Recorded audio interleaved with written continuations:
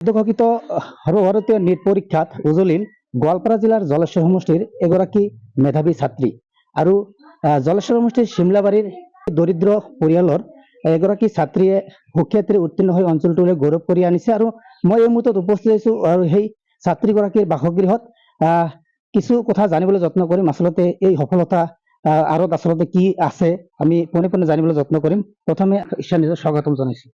ধন্যবাদ ইয়ালৈ অহাৰ কাৰণে। হয়, কি কবা তোমাৰ এই যি সফলতা ইয়াৰ আৰু কি আচলতে কেনেকুৱা কষ্ট কৰিছিলা, কাক ধন্যবাদ দিবা? ফাৰ্ষ্টলি তো মই হাৰ্ড ৱৰ্কটো নিজকে কৰিব লাগে, য'তে থাকো য'তে পঢ়ো। নিজে নপঢ়িলে কেতিয়াও লাইফত ছাকচেছ নাহে। তো ফাৰ্ষ্টলি মই মোৰ ফেমিলি মেম্বাৰ্ছ আছে, মা আছে মোৰ। ফাৰ্ষ্টলি মই মোৰ আম্মাক ধন্যবাদ দিব খুজিছো। তাৰপিছত মই মাহীহঁতৰ ঘৰৰ পৰা ডাঙৰ দীঘল হৈছো, ইয়াতে থাকি ডাঙৰ হলো, ইয়াৰ পৰা পঢ়িলো। পিছত সকলোকে ধন্যবাদ জনাব খুজিছো, গাঁওবাসীক ধন্যবাদ জনাব খুজিছো।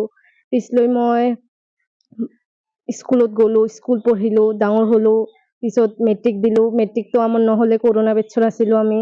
পিছলৈ গাঁওবাসীৰ ইমান এটা এক্সপেক্টেশ্যন হেৰাই গ'ল মোৰ ওপৰৰ পৰা। সৰুৰে পৰা মেধাৱী আছিলো, কিন্তু মেট্ৰিক নোহোৱাৰ কাৰণে গাঁওবাসীৰ এক্সপেক্টেশ্যনো হেৰাই গ'ল। পিছত এইচ দিলো, এইচৰ ৰিজাল্ট হৈছে, ভালেই হৈছে, কিন্তু ইমান এটাও ভাল হোৱা নাই যে মানুহে প্ৰাউড কৰিব পাৰিব। তো সেই হিচাপত মোৰো অলপ চেল্ফ কনফিডেন্ট কমি আহি গৈছিল। পিছলৈ মই 1 year ড্ৰপ ললো। ড্ৰপ লোৱাৰ পিছত পঢ়িলো, নিজে ভালকে পঢ়িলো। পিছত টিচাৰবোৰো বহুত হেল্প কৰিছে। সেইটো হিচাপত মই লাইফত আজি এইটো মাৰ্ক 683 মাৰ্ক কঢ়িয়াই আনিব পাৰিলো। তো সেইটো হিচাপত মোৰ আজি বহুত ভাল লাগি আছে। কোনখন স্কুলৰ পৰা? মই ফাৰ্ষ্টলি তো ব্ৰাইট ষ্টাৰ আদৰ্শ বিদ্যালয়ত পঢ়িলো। তাৰপিছত শিমলাবাৰী ME স্কুল, শিমলাবাৰী হাই স্কুলত পঢ়িলো। টিচাৰবোৰে মোক বহুত হেল্প কৰিছিল, পাৰ্চনেলি হেল্প কৰিছিল। পিছত আফটাৰ মেট্ৰিক মই হাই স্কুলতো বহুত হেল্প পাইছো টিচাৰবোৰৰ পৰা, কাৰণ আমাৰ হাই স্কুলখনতো ইমান আগবঢ়োৱা নহয়। তো সেই হিচাপত টিচাৰবোৰে মোক পাৰ্চনেলি হেল্প কৰিছিল যাতে মই ভাল ৰিজাল্ট কৰিব পাৰো। কিন্তু দুৰ্ভাগ্যবশতঃ মোৰ মেট্ৰিকখন নহ'ল। পিছত মই HS2 Mahatma Gandhi senior secondary স্কুলত পঢ়িলো। তাৰ পৰা মই বহুত বেছি আজি যে মই এইটো ষ্টেজত আছো, এইটো ষ্টেজত অহাৰ ইহঁতেই মেইন ক'ব গ'লে। MGৰ পৰা মই হেল্প নাপালে, MGৰ টিচাৰবোৰে মোক পাৰ্চনেলি গাইড নকৰিলে হয়তো মই আজি ইমান ভাল ৰিজাল্ট কৰিব নোৱাৰিলো হয়। তো সেইটো হিচাপত মই MGক বহুত বহুত বহুত ধন্যবাদ দিব খুজি আছো। আৰু পিছত মই 1 year ড্ৰপ ললো, গুৱাহাটীত থাকি আহিলো। গুৱাহাটীত টিচাৰবোৰো, অংকিত ছাৰ আছে গুৱাহাটীত, সি মোক বহুত হেল্প কৰিছে। আহি পাৰ্চনেলি ডাউটবোৰ মোৰ চল্ভ কৰি দিছে। সেইটো হিচাপত মই আৰু ইমান ভাল ৰিজাল্ট কৰিব পাৰিছো। ভৱিষ্যততো মেডিকেল কলেজ যাম, এতিয়া ভাল ডক্তৰ হ'ম, যাতে গাঁওবাসী আৰু প্ৰাউড ফিল কৰিব পাৰে মোক লৈ। সেইটোৱে আশা আছে মোৰ। আৰু ফেমিলি যাতে মোৰ আগবাঢ়িব পাৰে, প্ৰাউড ফিল কৰিব পাৰে মোক লৈ, যে আমাৰ ছোৱালী ইমান ডাঙৰ ডক্তৰ হৈ আহিল। আৰু গাঁওবাসী, আমাৰ গাঁৱতো ইমান ডেভেলপো নহয় যে কিবা কৰিব পাৰিব, ভাল চিকিৎসা কৰিব পাৰিব। তো সেইটো হিচাপত মই যিমান পাৰো গাঁওবাসীক হেল্প কৰিব খুজি আছো। ধন্যবাদ জনাইছো। আৰু এনেদৰে 683 নম্বৰ লাভ কৰি এনেদৰে অঞ্চলটোলৈ গৌৰৱ কৰি আনিছে। আৰু ইয়াত তেখেতৰ দাদা আছে, আপোনাৰ পৰা জানিম আপোনাৰ ভণ্টি এই অঞ্চলত গৌৰৱ কৰিছে, কেনেকুৱা লাগিছে আপোনাৰ এই মুহূৰ্তত?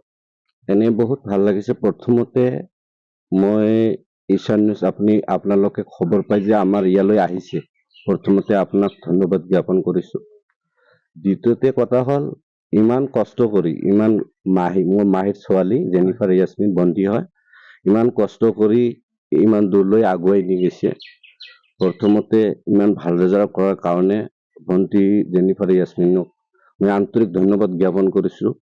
আৰু আগলৈ আগুৱাই যাওক, এইখিনি কামনা কৰিছো। বহুত সৰুৰে পৰা কষ্ট কৰিছিল। বহুত কষ্ট কৰি ষ্ট্ৰাগল কৰি ডাঙৰ দীঘল হৈছে।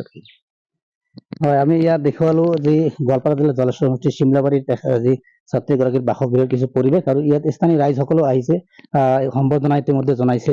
কি ক'ব? ইতিমধ্যে আপুনি সম্বৰ্ধনা জনালে, আপোনাৰ ঘৰৰ ওচৰৰে এনেকুৱা এটা ভাল ফলাফল। হয়, পোনপ্ৰথমে মই ঈশান নিজৰ চেনেলক মই ধন্যবাদ জ্ঞাপন কৰিছো।